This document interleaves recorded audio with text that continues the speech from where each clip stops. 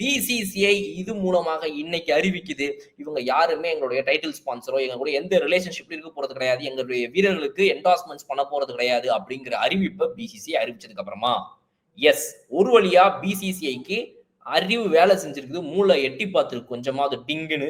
S ஆமா, இந்த my circle 11 dream 11 போன மூலமாக வந்துட்டு பல பேர் வந்து உயிரிழந்தது, ரம்மி சர்க்கிள் மூலமா இதானதெல்லாம் இவங்களுக்கு பத்தல.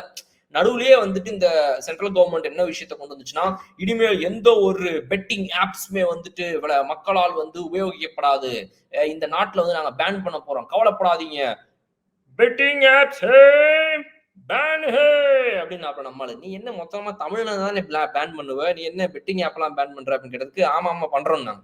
அப்புறம் தான் சொல்றாங்க, சார் பெட்டிங் வேற பிளேயிங் வேற, என்ன புரியல கொஞ்சம் சொல்லு அப்படின்னு.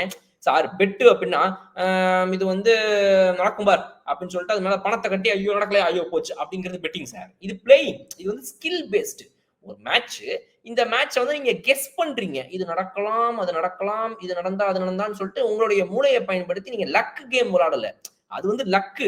இது வந்து skill, skill paste sir. Skill luck என்ன வார்த்தையில விளையாடுறாங்க? ஆமா சார், இதெல்லாம் ஸ்கில் பேஸ்ட் கேம் சார், இது வந்து பெட்டிங் கேம் கிடையாது சார். ட்ரீம் 11 மை சர்க்கிள் 11 என்னது நினைச்சிட்டு இருக்கீங்க நீங்க, பெட்டிங்கா?